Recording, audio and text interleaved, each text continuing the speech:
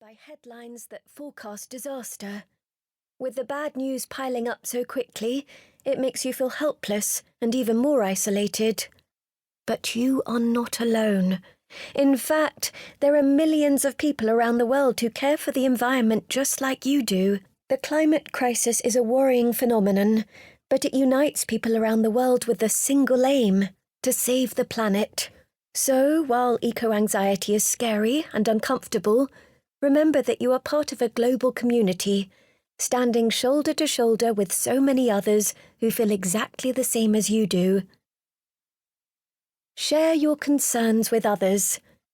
If climate change is making you anxious, whether it's something that bothers you every now and again, or whether it's something you think about every day, the first step is to talk to a friend or someone you trust about how you're feeling. You could also phone a mental health helpline if you would prefer to speak anonymously. Opening up about how you feel can be incredibly challenging, but talking about what you're going through can make you feel better and can help you to cope with the feelings you're dealing with. It also helps to share the burden and remind you that you are not facing your worries alone. Don't let your thoughts spiral. It can be easy to let your thoughts run away with you.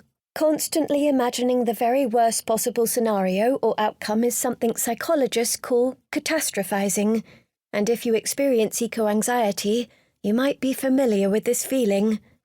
One of the main symptoms of eco-anxiety is a sense of dread about the environment, so it doesn't help when the headlines we read focus on the worst-case scenario. Making people aware of climate change and its potential consequences is important, but for those who are already worried, these headlines don't help. If you feel yourself beginning to catastrophize, take a moment. Approach your thought rationally. A bad result is possible, but it's not inevitable. Imagine a positive outcome, as this could happen too. Some people find saying "stop" out loud helps to halt catastrophic thinking in its tracks. Catastrophizing is also usually worse when you are stressed or tired, so if your thoughts are spiraling, take a break and try to unwind, as this will help you to feel calmer. For more ideas, refer to the tips in Chapter 2. Worry window. We often put a lot of pressure on ourselves to not be worried, and this, in turn, can make feelings of anxiety worse, because we get anxious about the fact that we are feeling anxious. If this is a familiar feeling to you, you might want to try the following tip. Give yourself a small window every day, 10 or 15 minutes, to worry as much as you want. The aim of this is not to psych yourself out or to try to reach a peak state of fear. It's simply time that you allow yourself to feel what you're feeling without any judgment. When the time is up, move on and do something else. If eco-anxiety threatens at any point in the day that's not in your window, write down your worry and tell yourself that you will think about it later.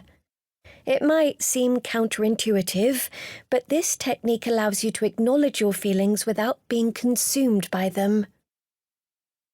Step back. It can feel like our duty to be informed about the world around us, especially with the causes we care about, such as the environment. When new studies and statistics appear every day, it's tempting to read up on them, whether it's because you want to know how serious the particular problem is, whether a headline is reliable, or what the news means for the future.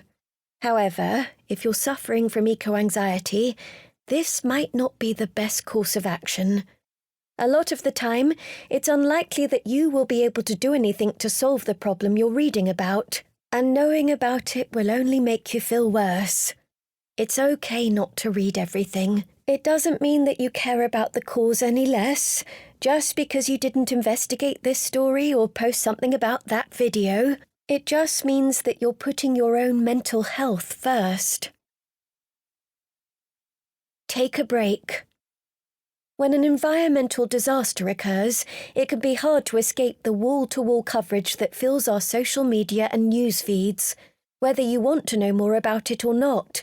If you find yourself feeling distressed or anxious because of the intense coverage of an event, simply block it out.